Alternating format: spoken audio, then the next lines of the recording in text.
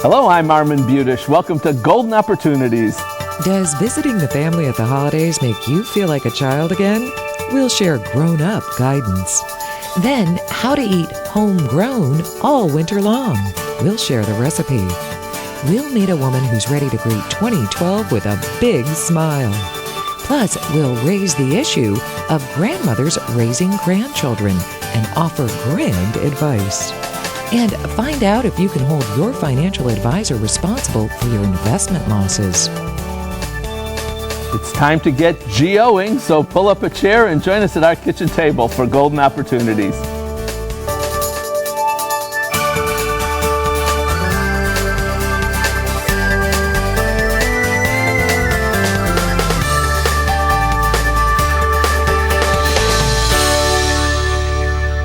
You're all grown up with kids of your own, so why do you feel like you're 12 years old again when you go to visit your parents? Relationship coach Kathy Dawson's here with the gift of adult advice to help you have a happy family gathering this holiday season. Good to see you, Kathy. Thank you. It's great to be here. So we've all felt it. You walk into your parents' home and you revert, or you feel like you're reverting. What's that all about? It doesn't matter how old you are or how old your parent is, but somehow we go to these holiday functions and sometimes we feel like we're a kid again. And I think it's because no matter what age you are, we all want approval from our parents. It's just hardwired in there. So give me an example of like what happens when you go and, what would make you feel that way? Well, sometimes you'll go to a function, and it has to do with the parents because they're in the habit of raising their kids, and sometimes when their kids get to be adults, they don't discontinue like reprimanding or making comments. For example, if you're at a party and your mother or father says, do you really want to have another chocolate cupcake? Okay, it's just one of those things that they've been doing for years, and all of a sudden you're now 35, 40, 50, and that it doesn't feel good. It feels like you're a little kid again. Is there a way to change that? Yeah, actually there is. You can address it with your parent. Now this is counterintuitive because we're not raised to set boundaries with our parents. We're raised to do what they tell us to do. But at some point you ask them to speak with you. You do it privately. This is really key because you don't want to do this in front of a group of people. And you just let them know, when this happened, when I heard you say that, I was pretty uncomfortable. And I'd really like from now on if you would refrain from comments having to do with what I'm eating because it's embarrassing. I feel embarrassed. So you can, what if you said something like, look, I'm not 12 years old anymore. Is that going to start a fight? Very good. Yes, it will. Okay, that's going to get your parent defensive because you're blaming them. You're saying, it's sarcastic kind of a thing. So speak your truth. Speak from a place of love and kindness, but make sure you set the boundary. Now, when you're with your family and they've come all together and you sometimes feel like you're 12 again, sometimes that can be a good feeling, like it's a warm, sure. You're back in the secure womb, if you will, of your family. Oh, definitely. That's the upside to it, especially with siblings. You start wrestling around or you kid each other. That's different. But this is more about feeling put down by a parent who just has a habit and nobody has set a boundary. They've enabled their parent to do this. Right, you've mentioned siblings. I want to go there for a minute. Okay. Because you walk in and that sibling rivalry may all of a sudden perk up again. Is there a way to deal with that? Well, you have to figure out how important is this? What kind of dynamic is going on? Is this something I really feel I need to address? Am I feeling put down? Am I feeling embarrassed? Definitely. If it's affecting you, you want to set the boundary. But you have to figure out how important is it? And if in the big picture, it's not that important, let it go. So you don't necessarily want to always strike back like you did when you were a kid. Yeah, that's right. That's an immature way of doing it. A mature way of doing it is kind of having a sense of what's really important here and what can I let go. So you want to be a little bit more polite than when you were as a kid. Maybe you turn to your sibling and say, you were always an idiot, or something like that. Probably not a good idea. Not a good idea. None of that. None of but you say it nicely. Yeah, right. Armin, you're screaming. None of kicking under the table. That kind of thing probably doesn't fly. Ketchup in your glass or whatever. You don't want to show your kids what you were like when you were 12. It's not a good example. Well, that's a good point. If you have kids they're watching every move you make. Sounds good. Well, yes. Kathy, always good information. Thank you very much. Talk with you. Appreciate it. All right. So, families can be fabulous and they can be frustrating. If you follow Kathy's advice, and decide now that you're going to have a happy holiday with them, you will. My thanks to Kathy for joining us today. For more information, call Relationship Coach Kathy Dawson at 216-932-5016 or visit her website, www.kathythecoach.com. Next, enjoying fall's harvest all winter long. But first, we know a flag flying at half-mast means mourning. But how did this not-so-high-flying idea first get run up the flagpole? We'll salute you with the answer when we return. Welcome to Breckenridge Village, a continuing care retirement community conveniently located in historic Willoughby, Ohio. Whether it's a luxury apartment, a spacious ranch home, or newly built brownstones, it's all here with the added security of knowing more care is available when you need it. Breckenridge Village offers an exciting and upbeat lifestyle, and the food is fabulous, and our staff makes you their #1 priority. Learn more about Breckenridge Village and come see our new Veal Wellness and Aquatic Center. Back in the 17th century, seafaring lads would hoist their flag to only half-mast when in mourning. This left the top of the mast empty for all to see the invisible flag of death. Farmers markets, they've sprouted up all over, making it easier for all of us to enjoy the harvest of locally grown fruits and vegetables. But what happens now when the weather's turning cold and the fields freeze over? Is it still possible to eat locally grown food all year long in the Cleveland area? Mary Lou Susko says yes. Mary Lou's the author of the Localvores Kitchen. Thanks for joining us, Mary Lou. Thanks for having me. All right, so now what's a locavore? Let's start with that. A locavore is somebody who prefers to eat food that is grown or produced close to home, or food that actually comes out of your own garden. It's a real word, and it is in the Oxford American Dictionary. Well, I'm going to have to check that. Okay. But anyhow, all right, so it seems pretty easy in the summer to eat locally grown food. There's all these farmers markets, they spring up, and the food's great, and there's lots of options. What about the winter? Well, this is where panic sets in for people who don't know that you can stretch the season a little bit, and you can do that through canning. I've brought a couple of things here that I've canned all season long. But even if this is not your thing, there are things that you can do, like you can take pumpkin, puree that, put that in the freezer. That lasts until spring. I mean, pumpkin pie in spring would be really fun. And pestos you can make and freeze. So you can call your freezer into service to do the same thing if you're not into canning. But even if you're not into that, things like maple syrup and honey and meats and some grains will help get you through too. So, I mean, just looking at some of the things you have here, because I was fascinated. So, we're looking at green tomato marmalade, right, and dill pickles and pecans, and I mean, but this must take a huge amount of work to be putting this stuff together. It does, but it's a labor of love, and I don't want you to think that the pecans are local, because they're not. Oh, okay. But we're going to use that for something else that we're doing. Okay, so tomato sauce, you make your own? Yes. And do you need special education to do that? No, you need to have some good sources so that if you're going to get into canning, that you're using the right techniques and the safe techniques. And one really good place to rely on is the Ohio University Extension Service. That is a great resource for information on canning and how to do it correctly. All right, so tell us what you brought and tell us how our viewers can make use of this sort of stuff. Well, what we were going to do today is we're going to put together a few things that you can put together all year long with locally grown ingredients. And we're going to use honey, because honey is one of my favorite ingredients, local ingredients.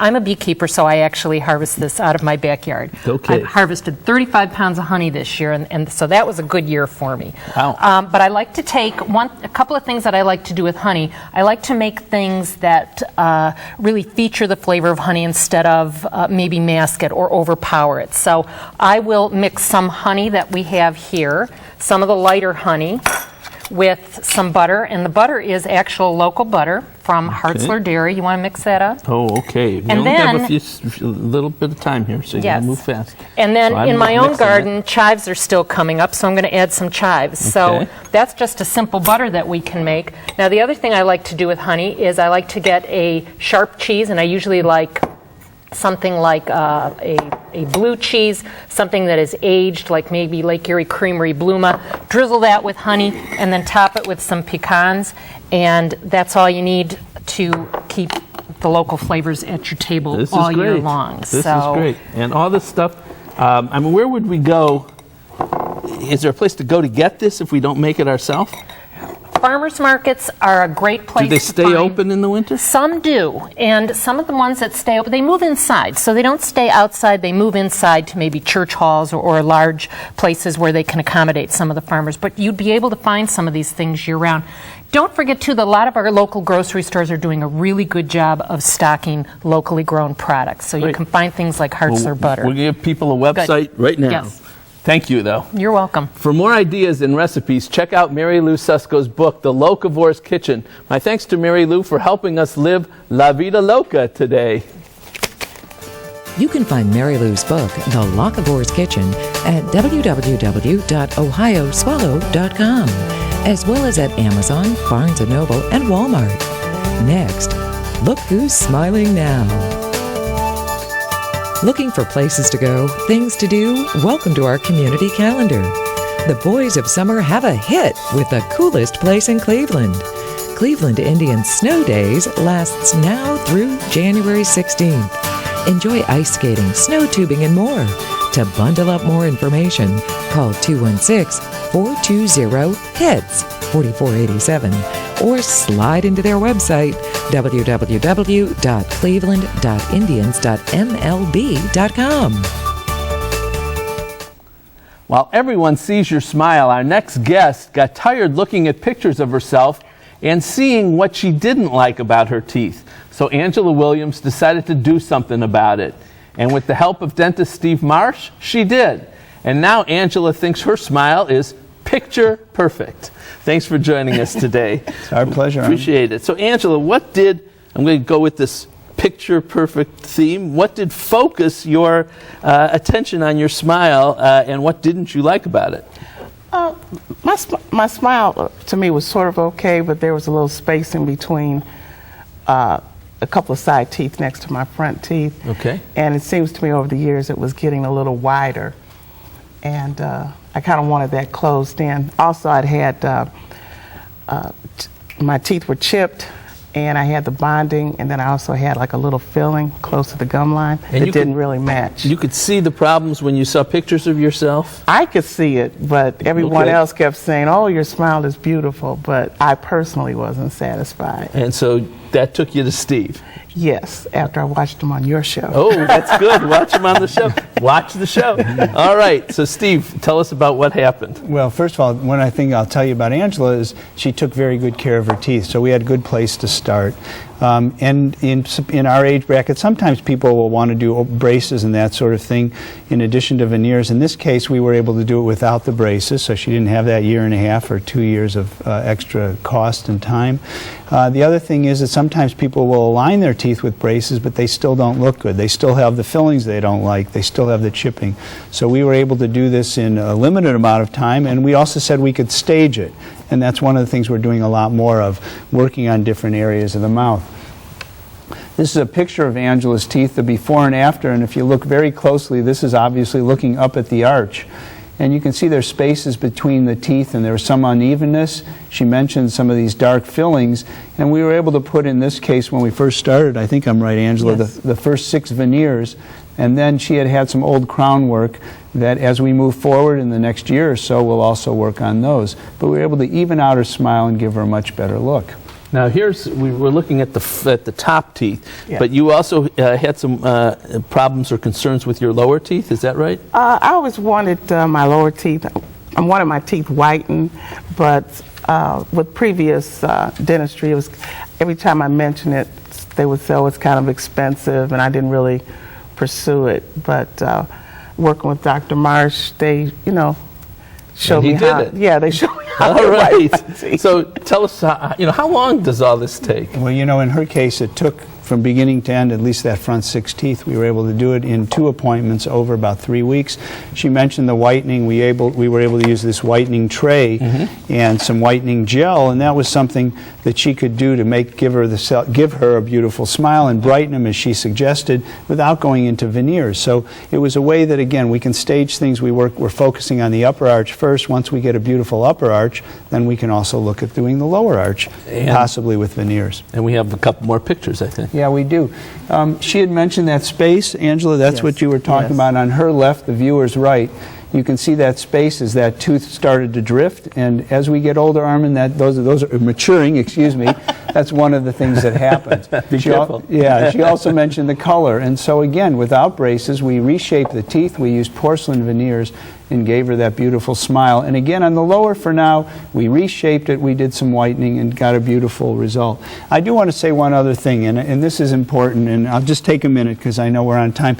Angela is a person who's watched Golden Opportunities, and we're here in the holiday season, so I'm going to say thank you on behalf of Angela to all the viewers and people in the audience, because she used, I think, your office as attorneys. She's used me as a dentist. She's used Gateway. She's used a number of people, and there is no other show in this area that gives people, the senior citizens, the information that you've done. So, on behalf Sucking up to me will not get you any extra time, not sucking. Dr. Marshall. But between you and your producer, Gene, and your wife, I'm going to say in Channel 3, you've really done a wonderful job for this community, because there is no other group that offers it, and that's what brought her to us, but also to your office. But it's really been a service to all of us, so thank you on behalf of all of us. And your smile is beautiful. Thank you.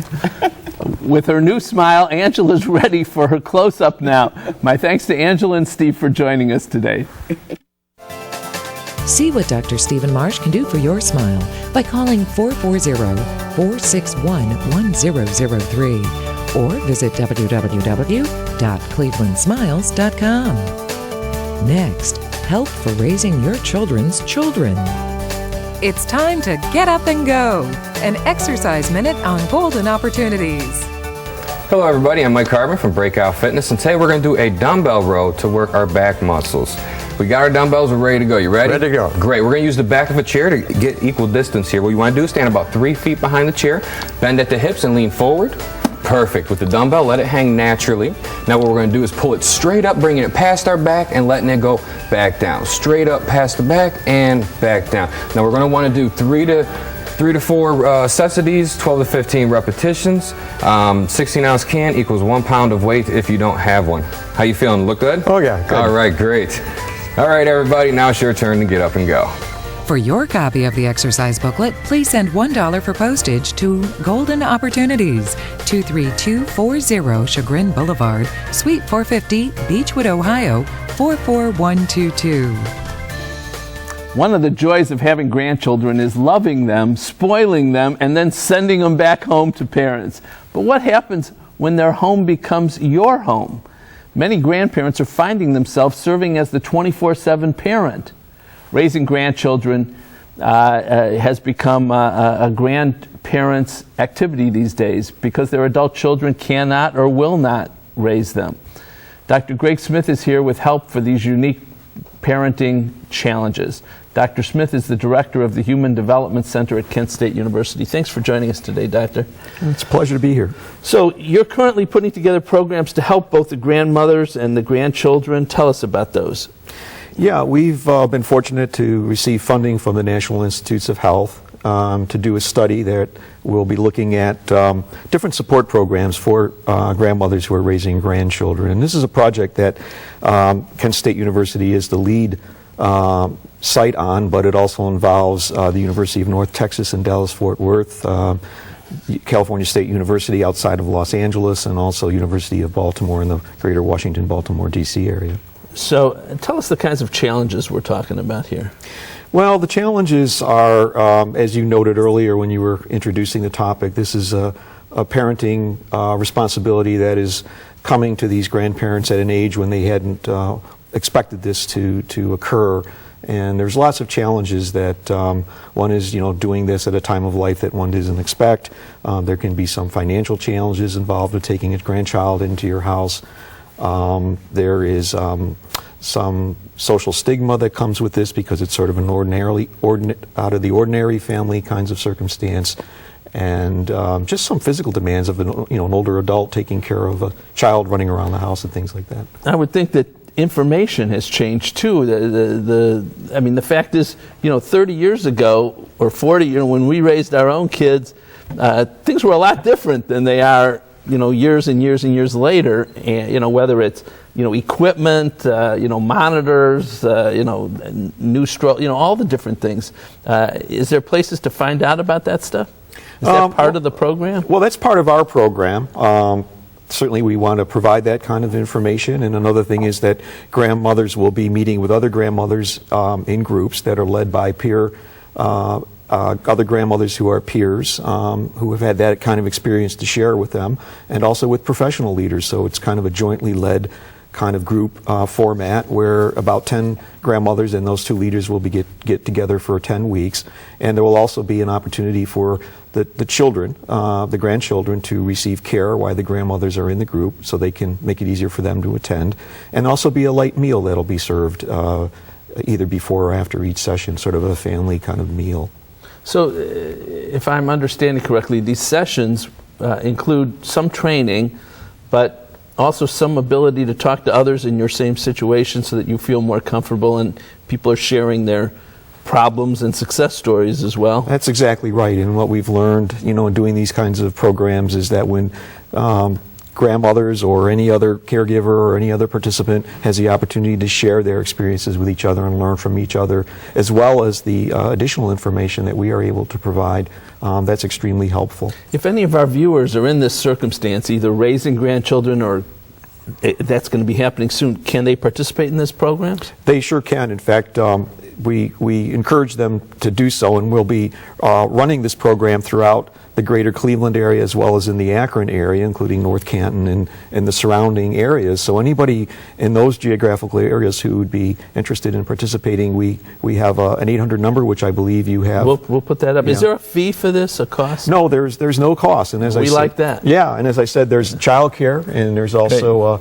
a free meal. And the participants... We'll give the phone number in just a second. Yeah. Thank you, Doctor, very much. Very good information. Thank you. Grandparents raising grandchildren deserve help, advice, and support. And that's what Dr. Smith's programs are working to provide. If you're interested in participating, call the number that's coming up next. To learn more about Project COPE, call toll-free 855-260-2433 or email grandmothers@kent.edu. Next, your rights if your investments have crashed. We're Gateway Title, keeping life simple. We can make it simple. We've got everything you need. See how easy selling your home can be. We're Gateway Title. We're keeping life simple. Did you miss a phone number or website? Here's your second chance, because we're going to list all that information again. Then I'll be back to tell you when your broker can be held responsible for making you go broke.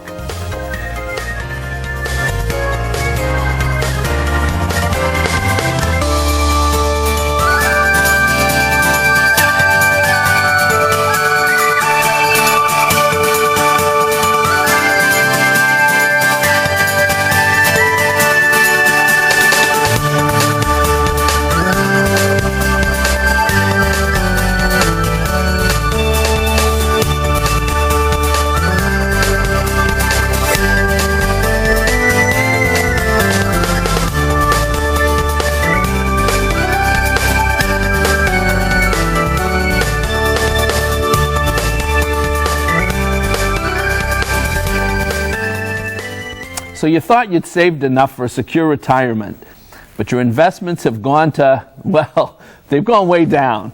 And now you're in trouble. If you relied on the advice of a financial advisor or a stockbroker, can you hold that person responsible?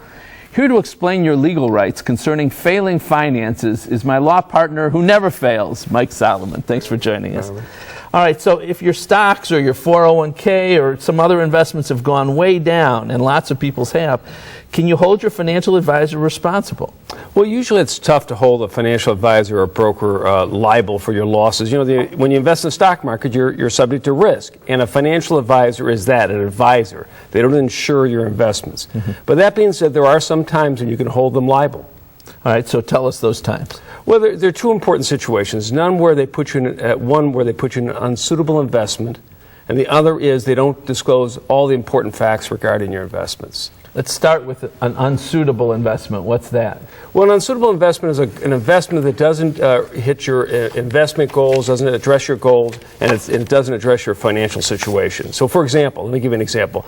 Let's say if you're a 35-year-old making $100,000 a year, you'd be maybe willing to take a risky investment. That same sort of investment wouldn't be appropriate maybe for an 85-year-old living on Social Security and needs to make sure their investment is always going to be safe. In that situation, you could possibly hold them liable.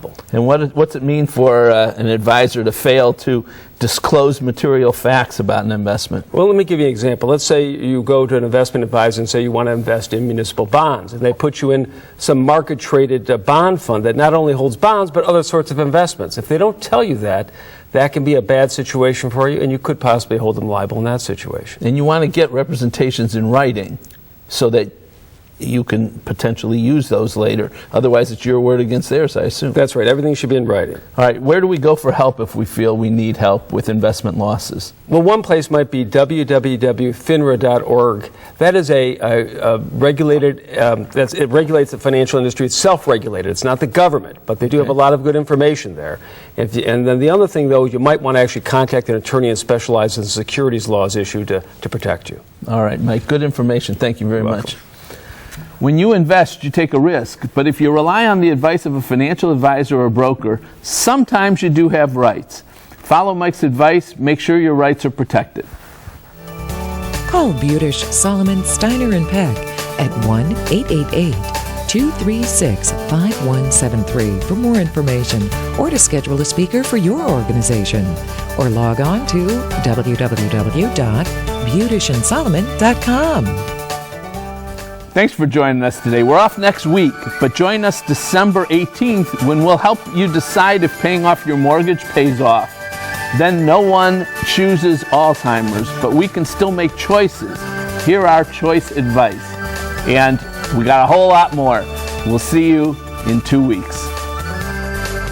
Would you like to join our kitchen conversation? All you have to do is call toll-free 1-877-765-1543 and leave us your question, name, and phone number. Or log on to www.golden.tv for all the latest information and show updates.